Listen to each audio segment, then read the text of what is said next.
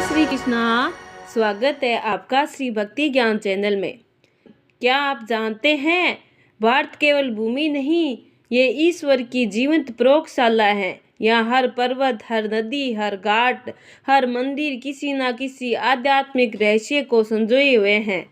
इन्हीं रहस्यों में से एक चार धाम, जिन्हें हिंदू धर्म में मोक्ष की चार सीढ़ियाँ माना गया है। कहते हैं कि एक बार जीवन में चार धाम दर्शन मिल जाए तो जन्म मरण के चक्कर से मुक्ति पाना सरल होता है। 8वीं शताब्दी का वह काल जब धर्म और दर्शन खंडित होने लगे थे, तब एक तेजस्वी सन्यासी आदि शंकराचार्य जी केरल से उठकर उत्तर तक आए। उनका उद्देश्य केवल धर्म की स्थापना नहीं, बल्कि राष्ट्र की एकता को सिद्ध करना था। उन्होंने देखा कि भारत एक विशाल शरीर है और यदि इसे जीवित रखना है तो इसके चार प्रमुख अंगों को आस्था के धागे से जोड़ना होगा। और उन्होंने चार दिशाओं में सनातन धर्म के चार महान केंद्र स्थापित किए। उत्तर में ज्ञान की सर्वोच्चता को दर्शाते हुए बद्रीनाथ, पश्चिम में कर्म योग की भूमि द्वारिका, पूर्व में समर्पण और करुणा का केंद्र जगन्नाथपुरी और दक्षिण में सेम वन्य और भक्ति का सेतु रामेश्वर। ये केवल धार्मिक परिपथ नहीं, यह एक आध्यात्मिक परिक्रमा मार्ग है। एक ऐसा दर्शन जो हमें बताता है कि ईश्वर हर दिशा में है, पर उसका अनुभव हमें यात्रा करके, सीमाओं को लांघ कर ही प्राप्त होता है। आज जब दुनिया भागदौड़ में व्यस्त है, तब भी लाखों लोग जीवन की सबसे कठिन यात्रा में से एक इस चार धाम यात्रा के लिए निकलते हैं। वे ऐसा क्यों करते हैं? शायद इसलिए कि ये धाम केवल आस्था नहीं, बल्कि हमारे जीवन के चार स्तंभों का प्रतीक है। ज्ञान, कर्म, भक्ति और मोक्ष। ये सबसे ऊंचा, सबसे कठिन हमारी यात्रा हमें ले जाती है हिमालय के हृदय में, जहाँ की हवा में तपस्या की गंध बसी है।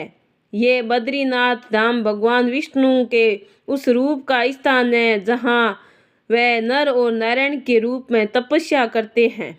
मान्यता है कि यहीं पर भगवान विष्णु के 6 महीने खड़े होकर तपस्या की थी। जब सीत ने उन्हें जगड़ लिया तो उनकी पत्नी देवी लक्ष्मी ने बद्री का वृक्ष बनकर उन्हें अपनी छाया और पत्तों से ढक दिया। इस प्रेम और त्याग के कारण भगवान विष्णु ने कहा कि ये स्थान हमेशा बद्रीनाथ यानी बद्री के नाथ के नाम से जाना जाएगा। बद्रीनाथ के पास ही व्यास गुफा है, जहाँ ऋषि वेद व्यास जी ने महाभारत और पुराणों की रचना की थी और विघ्नहर्ता श्री गणेश ने उन्हें लिपिबंद किया था। बद्रीनाथ इसलिए ज्ञान का केंद्र है। ये धाम सिखाता है कि मोक्ष केवल भक्ति में नहीं, बल्कि ज्ञान और तपस्या यानी आत्मनियंत्रण से भी प्राप्त होता है। जीवन के हर सुख सुविधा के बीच भी स्वयं पर नियंत्रण रखना और ज्ञान प्राप्त करना ही अंतिम लक्ष्य है। यात्री पहले इस धाम के प्रवेश द्वार से यात्रा शुरू करते हैं। बर्फीले रास्ते, अस्थिर मौसम, ये सब यात्रा को और भी अर्थपूर्ण बनाता है। तप्त कुंड का गर्म जल उन्हें याद दिलाता है कि जीवन की सबसे ठंडी वास्तविकता के बीच भी ईश्वर की कृपा एक गर्म आसरा दे सकती है। हिमालय की ठंडी शांति से अब हम चलते हैं जीवन की कर्म भूमि की ओर, पश्चिम में गुजरात के तट पर, जहाँ द्वारकाधीश की नगरी सागर की गोद में समाई है। यह है द्वारका धाम, भगवान श्री कृष्ण का राजनीतिक और आध्यात्मिक केंद्र। जब भगवान श्री कृष्ण को मथुरा छोड़ना पड़ा, तब उन्होंने यहाँ एक अद्भुत और भव्य नगरी बसाई, जिसे सोने की द्वारका कहा जाता है। द्वारका यानी बहु द्वार वाली नगरी। ये श्री कृष्ण के उस रूप को दर्शाती है जो केवल प्रेमी या ग्वाला नहीं, बल्कि एक चतुर रणनीतिकार और धर्म संस्थापक थे। द्वारका की कथा कर्म योग का सबसे बड़ा पाठ है। भगवान श्री कृष्ण ने यहाँ 100 वर्ष राज किया।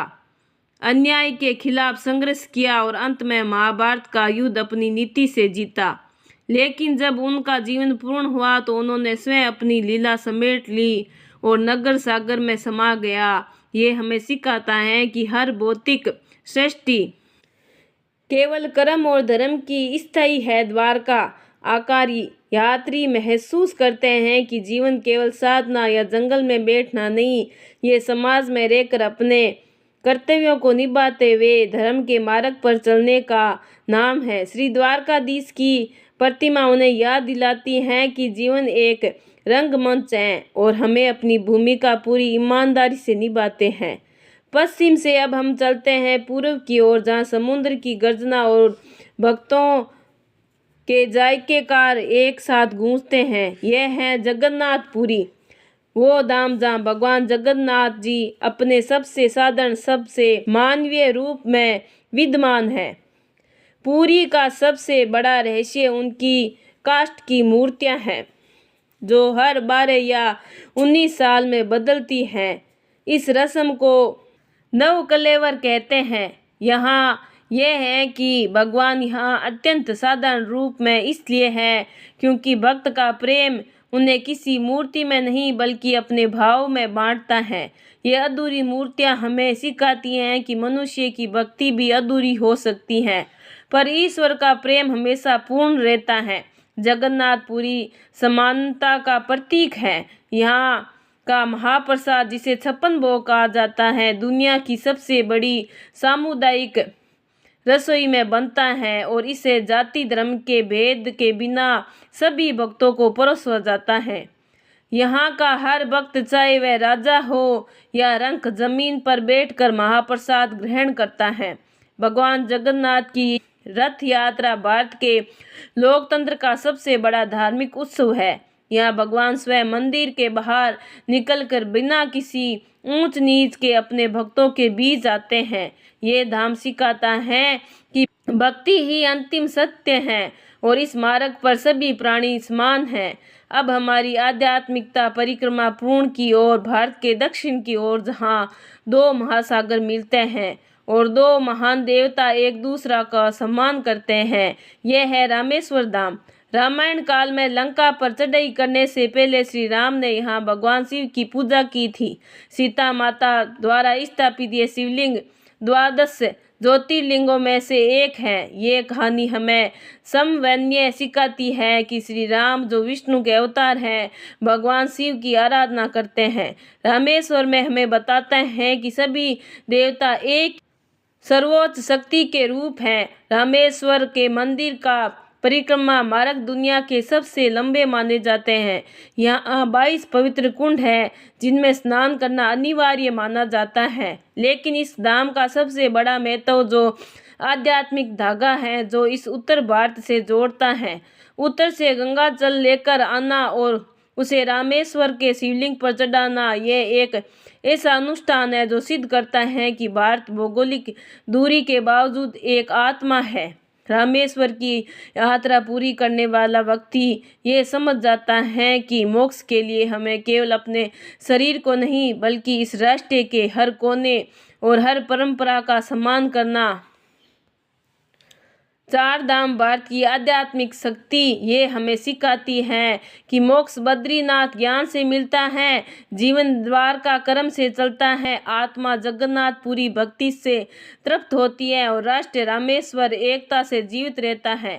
4 धाम के केवल 8000 किलोमीटर की दूरी नहीं, यह 8000 वर्ष पुराने सभ्यागत सत्य की पुष्टि है। ये यात्रा जीवन के हर मोड़ पर हमें ये विश्वास दिलाती है कि हम अकेले नहीं, हमारी आस्था, हमारी संस्कृति और हमारा देश एक अटूट दिव्य बंधन से बंधे हैं। और जब तक ये विश्वास रहेगा तब तक ये आध्यात्मिक ज्ञान सागर अमर रहेगा। 4 धाम एक यात्रा नहीं, ये जीवन का मार्ग है। बद्रीनाथ सिखाता है साधना, पूरी सिखाता है प्रेम, द्वारका सिखाता है और धर्म, और रामेश्वर सिखाता है त्याग। जब मनुष्य इन 4 गुणों को अपना लेता है तब वह मोक्ष के निकट पहुंच जाता है। चार धाम जाने वाले कदम नहीं, मन को बदलने वाली यात्रा है। यदि मन शुद्ध हो गया तो तुम्हारा हर कदम तीर्थ है। अगर आपको मेरी ये कहानी अच्छी लगी है तो लाइक सब्सक्राइब ज़रूर करें। अगर आपको मेरी ये कहानी अच्छी लगी है तो लाइक सब्सक्राइब ज़रूर करें। बहुत बहुत धन्यवाद।